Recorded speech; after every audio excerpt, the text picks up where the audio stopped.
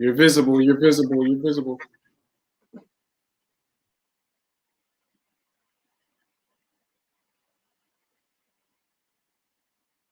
All right. All right.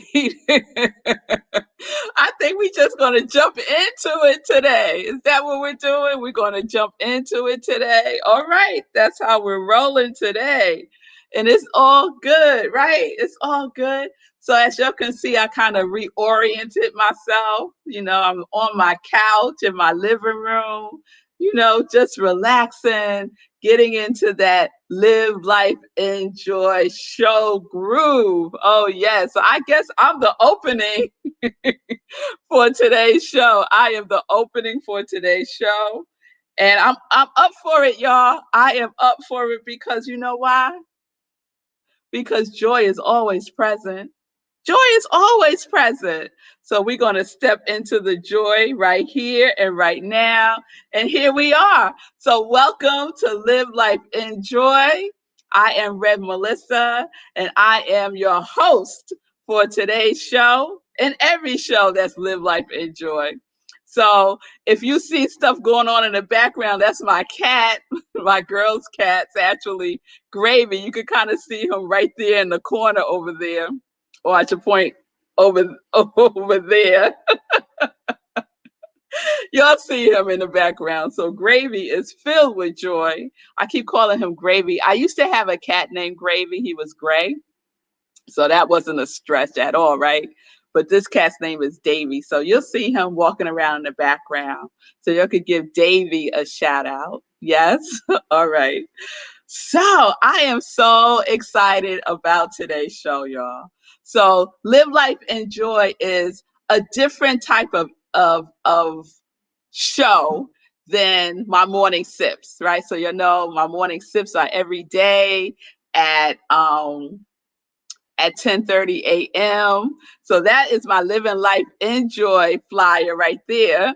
So yes, that's up, and that's where we are right now. So that's what we're doing right now, and it's all good.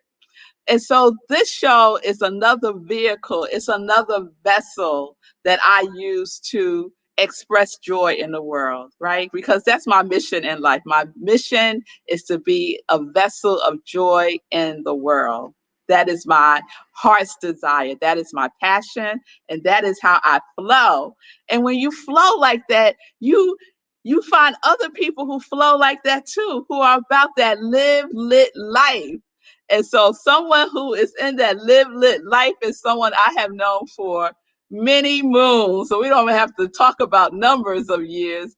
We just, you know, we were neighbors. We were neighbors across the street from each other in Brooklyn. And that was all it took. That was all it took. And over the years, we have been through some things. We've been through some things with each other, and we have always been there for each other. I call him my soul brother, and he is that and so much more. He is an incredible artist. He is a jewelry maker. He's an author. He's a writer. He's a journalist. He is the visionary of Hero Hoodies. I love what he says he is. One sentence, he says, hashtag doing my best to be my own hashtag hero. And that really summarizes him so perfectly. So without further ado, please welcome to Live Life Enjoy, my soul brother, Sekou Wright in the house. All right.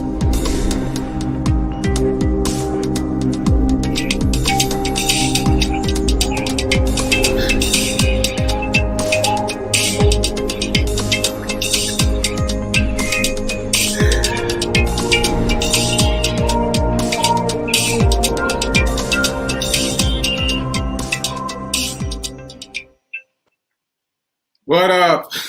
Hey! I'm in the house. I'm in the house. Hey, Deborah. Hey, Deborah. Hey, y'all. Oh, my jacket is entangled? Okay. Enticing, I think. I think she means enticing.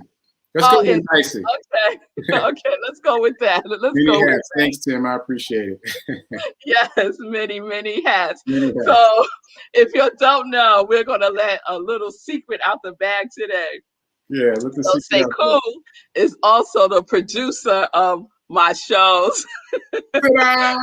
He's the producer of Live Life Enjoy, and he's also the producer for Morning Sip. So he is my right, my left hand man for real, for real. So welcome, Sekou, from the backstage to the front stage. Yeah.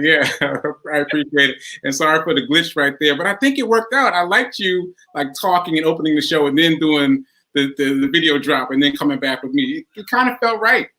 It felt right to me too. Right. I think we're going to do that. That's right. I think that's going to be it. I think that's going to be it. So let's get into it because Sekou, I said you were a lot of things: author, playwright, songwriter, jewelry maker, poet, journalist, writer. Whew, I'm just like, where's my fan? I'm just like, my goodness. Yeah, it's a lot. So tell me. There's a lot of hats. Yeah. Yes. So I used to be a little bit frustrated about it, to be honest with you. I used to say that phrase, a jack of many trades, master of none. I used to be really frustrated about all these things that I did. But in this recent space, really since the quarantine, I've started embracing all the things that I do. Hence that sentence that you pulled out, doing my best to be my own hero, because I'm incorporating all the various pieces of me into this one whole. And what helped me a lot was I've done a lot of reading recently, and a lot of things that people say about becoming wealthy is to have multiple streams of revenue, right? And I was like, oh wait, I already have that. If I stop being frustrated about it, I already have that. I've got these revenue streams that are disparate, but they all come to me and they're all meaningful to me. And so I just had to change my attitude about it. And so I've been able to embrace all the many things that I do and not be frustrated that I do so many things. Fabulous. Yeah. And I love that because, the universe is very diverse, right? The universe isn't one thing. Right. So why do we need to be one thing? We can be as diverse and as varied in our expressions of who we are as we desire, right? Because that's what joy is all about. So you said you had to change your attitude. So tell me about that journey for you. Yeah. So basically, I'm getting an echo. I'm trying to figure out where the echo's coming from. If I could fix that. So my frustration was around feeling like I hadn't chosen a thing, like kind of chosen one thing and gotten very far on that one thing, sticking to that one thing. And so the pivot for me, I'll tell a funny story. Like I was talking to one of my boys from college about, in a minimalist way about myself. Like I'm only doing this small thing. And he started laughing, like hysterically. And I was like, what's funny, bro? It's like, what's funny is that you minimize yourself in that way. Like, and he started listing the things that I do, and not just the things that I do, but the various amounts of success I've achieved in all these different spaces. And he was like, name somebody else that can do all those things, that is able to do all those things. And I was like, okay, fair point. Fair point. And then I often get people asking me how I do something. That happens a lot. I'm like, what do you mean how? I just did it. Like, I don't know how to answer that. But then to them, they're really like, no, how though? But what were the steps? I'm like, I don't know. I just did it. And so then that helped tune me into the fact that I'm doing things maybe easily that other people don't find to be so easy. And so that helped me think of these things as gifts. So I am I'm using all my gifts and combining them as much as I can to be of service to others. And that's the other major pivot. And you talked about that today in SIP.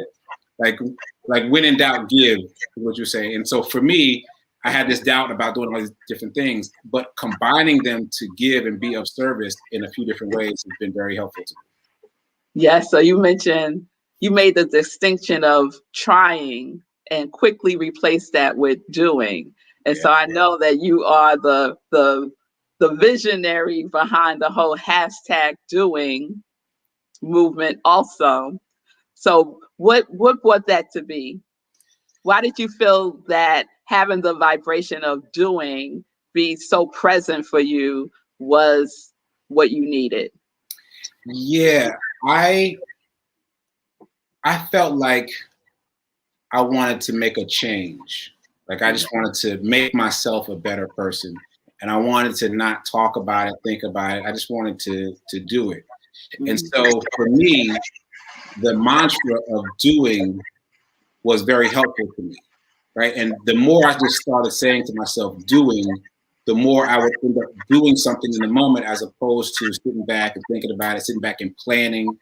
And eventually I started putting it on things. First it was, in my journal, it was on a piece of paper. And then I put it on a t-shirt, I put it on a hoodie, and then other people started seeing it and say, hey, I want one of those. Now I just made it for me that when I looked in the mirror, I could say, we're doing, just go ahead and do something. But other people wanted them. And so now, I've got kind of a clothing line, this doing clothing line that just kind of happened because other people have things that they want to be reminded of that they're doing. And so there's an energy there of not trying, but doing.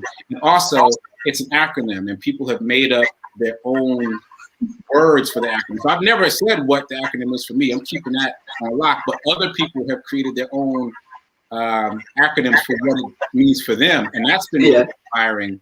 And lots of people have been inspired by my doing movement to go do something, and that's very gratifying. Yeah, it's very cool. I think I made up an acronym, the meaning of it, but now I don't remember what it was. Yeah. But it's so cool because another acronym that has inspired so many, including me, I had a whole series because I was so inspired by the Hero Hoodie movement. And I see you're rocking the Hero Hoodie.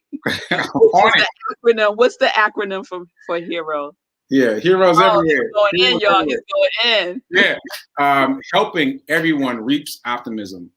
And so that came about because there was an article that called me a hero of COVID early in the days of COVID. And it was about how I was using my gift as a playwright to uplift and inspire people at the time. But I felt a little bit self-conscious about being called a hero. So, ooh, like that's kind of big. That's kind of big. And so what I did to make it a size that I could hold was to turn it into an acronym, which is helping everyone reach optimism. And that's about when I started volunteering with the unhoused. And that turned into this Hero Hoodie movement. It just kind of grew because the very first time I volunteered with the unhoused was just in March of last year. And now it's, blossomed into this Hero Hoodie movement with hoodies and hats and neck scarves. And for those of you who are not familiar with it, the idea is to be able to gift the unhoused with brand new clothing.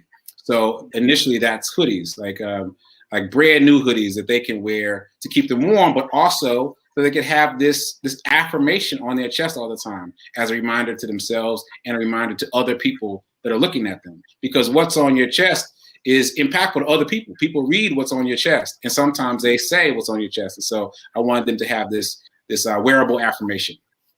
Oh, yes. And the Congregation of Joy was all up in the Hero Hoodie movement. So I'm proud to say that I was the very first team leader, and our Congregation of Joy showed out. And so the Hero Hoodie movement has expanded across the United States. So tell me what's going on, Sekou. Yeah. What is going on? What's next? Yeah. So yes, you were the first team captain, and that's before we even started calling it team captains. I said that I wanted to give, at the time, 10 hoodies to this event that was coming up called Hoodies for the Homeless, run by Project Love Strong. And that was my goal. to give them 10 hoodies, 10 brand new hoodies, well, 5 and 5, but 10 hoodies, right? But you took that goal and made it your own and gave it to the Congregation of Joy and far exceeded that. And that became the template for a team captain. And then other people started saying, hey, I want to be a team captain. And I was like, well, there it is. Team hero.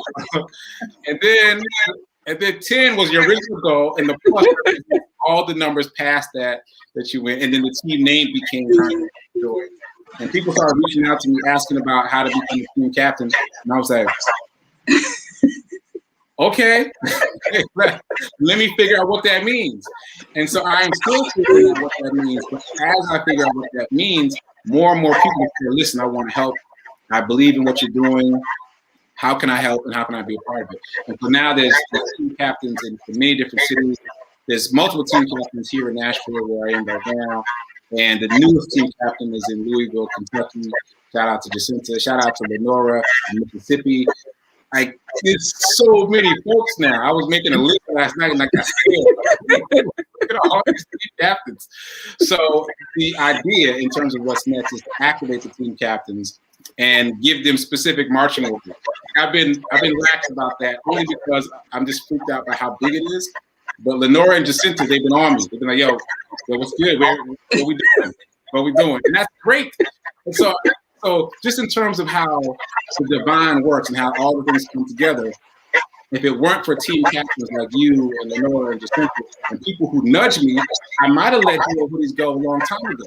I might have even let it go now, even though it's changed so many things. It's done so much. But I'm responsible to other people now. They're like, hey, we're doing this. So what's next? Give us our marching orders. And that keeps me. So shout out to all the team captains. I appreciate you. If you want to be a team captain, holler at your boy. We'll stay you.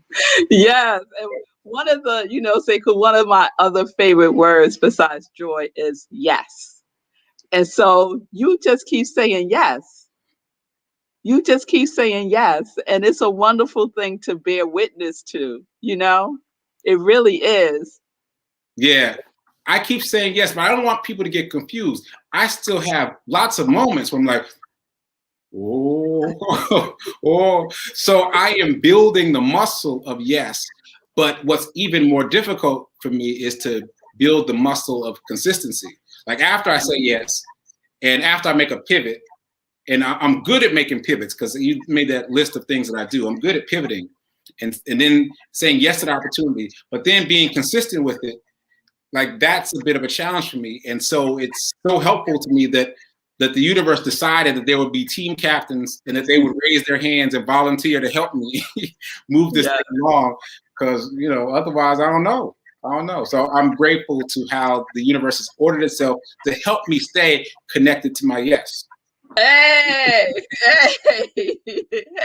yes. So yes to all of that. Yes to all of that. Yeah. And Sekou, it is also a demonstration of how important it is to have a community around you. And I often refer to you as my purpose partner because you have to have someone around you to reflect back to you what it is that you say that you're about and who you are, and part of the hero movement does that for people. It demonstrates that you matter, that your presence here makes a difference. It doesn't matter what your situation is, how much money you have, whatever it may be, that doesn't define you, right? You are a hero. And I just think that's just beautiful. Yeah. Yeah. And that you don't have to wait. You don't have to wait because I've always thought, well, let me make this point. I have given money to charities for years. I make jewelry, as you mentioned, and I give 10% to different charities. But this was one of the first times I really volunteered my time and my energy and my presence. And that made such a significant difference in impact. And so to finish my original thought, I was thinking later down the line, I'll do more. But it doesn't have to be later down the line. I could do something right now. And originally, my something was to donate 10 hoodies. 5 brand new hero hoodies and 5 used hoodies. That was the entirety of my goal. And now it's taken on a life of its own. So you don't know what's going to happen. You don't know how the universe is going to connect to you and your yes until after you do it. So you got to do it, and you don't have to wait until later. You can do it now and see what the universe does for you. Absolutely. It's that space of this or something better. Yes. It's that wonderful space of this or something better. So I have, as you know, joy questions. I have 3 joy questions. And I have an infinity for the number 3. And so here are the 3 questions. So 1, what does joy look like to you? It's a shame that I knew the questions and I'm still unprepared. So I'm the producer on the show. I know the questions and still I'm caught off guard. Well, let me think. So what does joy look like to me? Man, so I think I've said it in this space, and that's a complete surprise to me.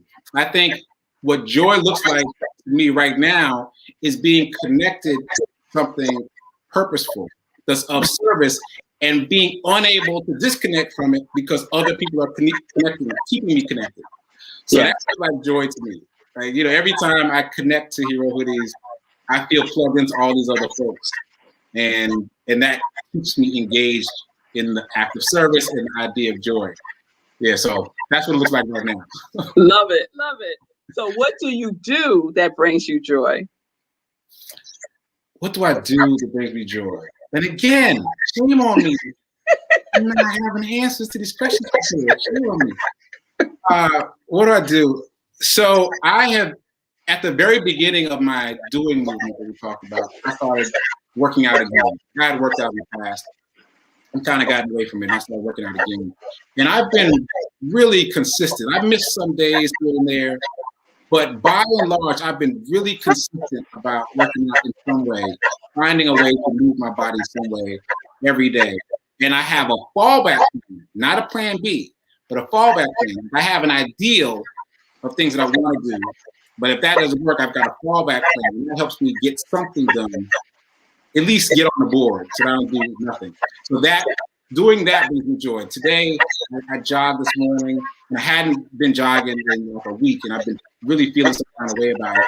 And I got out there, and I found myself grinning while I was jogging. I was like, why am I smiling? I was just happy to be out there and to feed my body.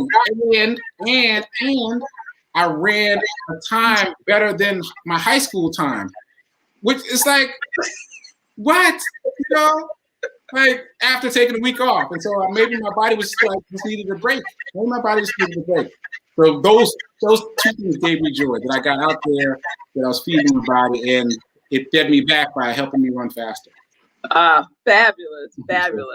And so the last one is, what is your joy song? Yeah, so this one was easy. This one I was prepared for. So a long time ago in a previous life, I wrote songs. And to be clear, I co-wrote songs. Like some people have called me a songwriter. I just want to make sure people know that I worked with someone. So I worked with Gina Calloway. She's a friend of mine from here in Nashville. She lives in Atlanta now. And so I did what I considered the easy part. I wrote the lyrics, and then I'd give it to Gina, and she would like blow life into it. Like, the melody and the music, and she'd sing a reference track. And then since then, we've had other people sing the song, including it in a play at Fisk last year called Brown Boy Mad. So she and I created this song called Blessed a long time ago. And a friend of mine got married, and we had another friend, a Spelman classmate of mine, sing the song. Her name is Chandra. And she came to the wedding with a keyboard, and she sang the song. So my joy song is Blessed, that I can claim 50% responsibility for.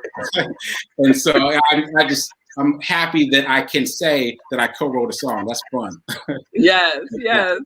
So do you have a snippet? Let's show a snippet of Blessed. Yeah, so I'm gonna share my screen, and since I'm doing this at the same time that I'm being interviewed, it's going to take me a few seconds while I'm tap dancing while I talk right now while I'm getting cleaned up.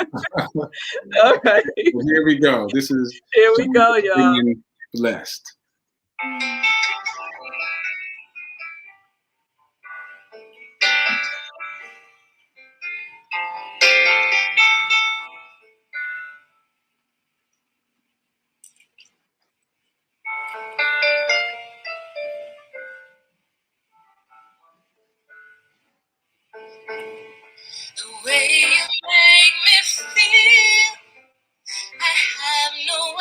to express to all the people that ask, I simply say I'm blessed. Yeah. So that's a quick little snippet. Oh, that's so beautiful. Yeah. Shout out to And Sean.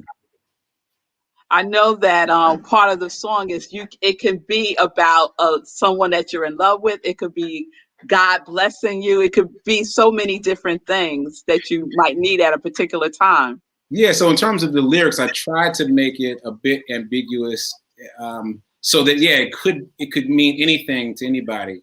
And it's funny that you say that, because when I brought it to Fisk as a part of Brown Boy Mad, the student who sang it made that comment.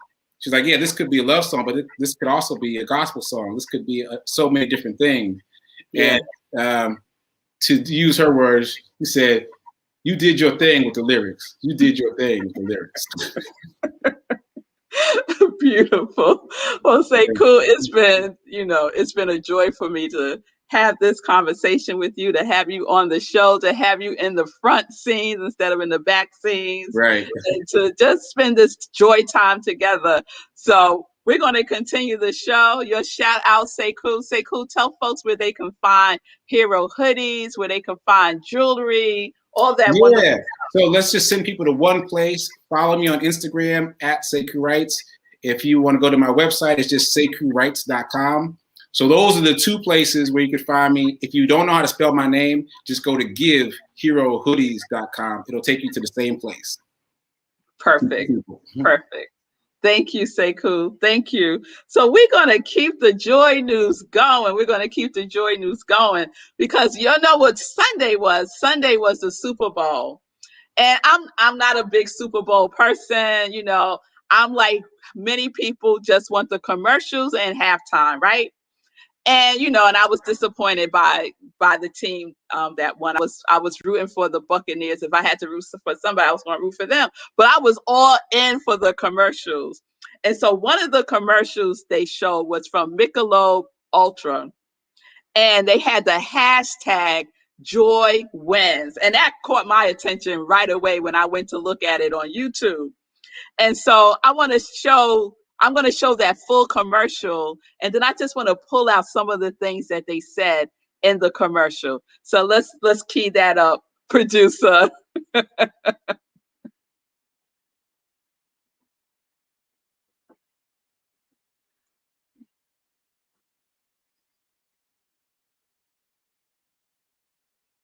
Oh, we don't have any sound. Okay, so while we figured out that thing with the sound, there's a couple of things that they say in the commercial that I think are wonderful questions that I might start to incorporate in my joy questions. So one of the questions is, what if happiness has always been there? What if happiness has always been there, fueling the run towards greatness? What if happiness has always been there, that has been the thing that has been propelling you to greatness? Another question asks, what if joy is the whole game? I think we got it, y'all. Wrong in thinking that joy happens only at the end. After the sacrifice, after the commitment, after the win. What if happiness has always been there, fueling the run toward greatness?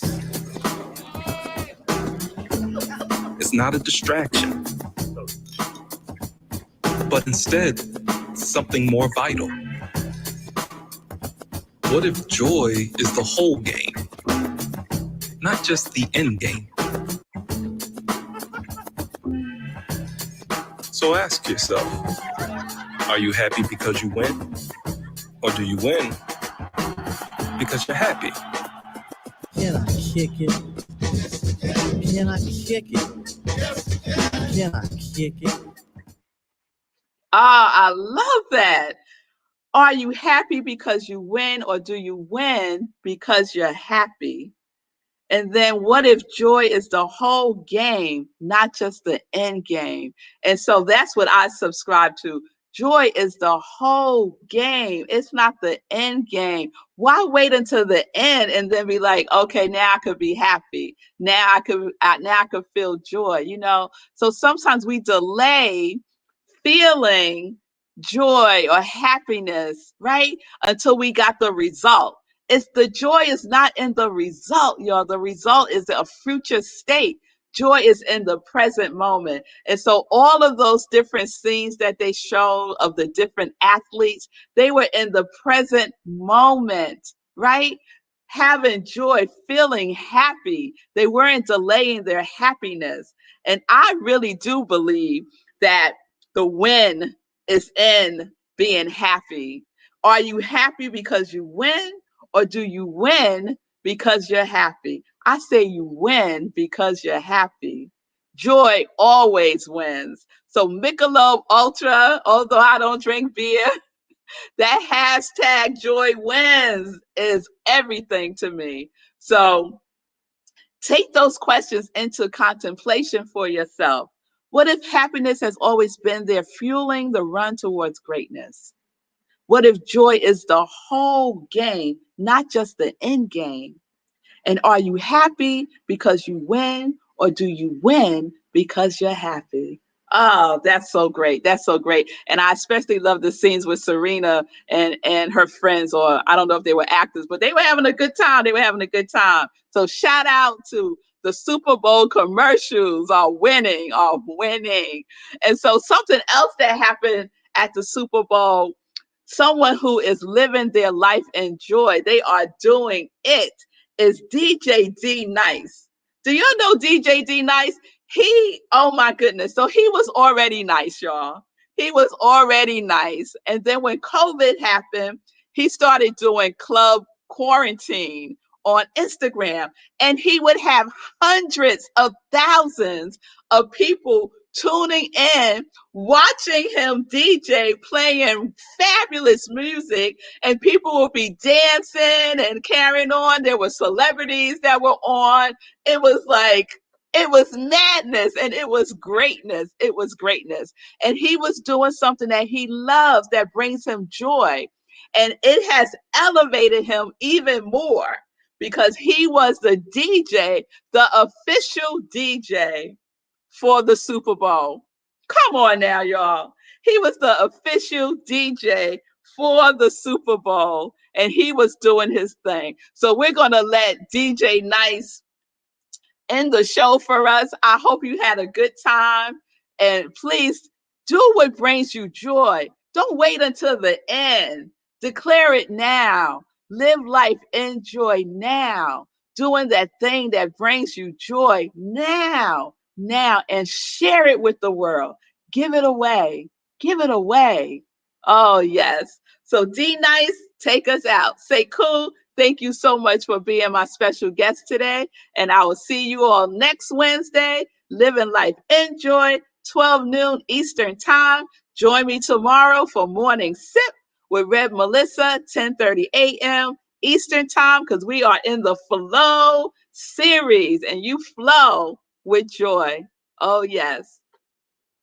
The NFL is absolutely trying to create the atmosphere that you would be accustomed to in the Super Bowl. We got tremendous music. D Nice, shout out, Boogie Down Productions on the ones and twos, Nate. He's getting busy. He was cooking during the quarantine, having sessions on social media, and now he is here rocking the crowd. What a day. Listen, I feel like I'm in an episode of Quantum Leap.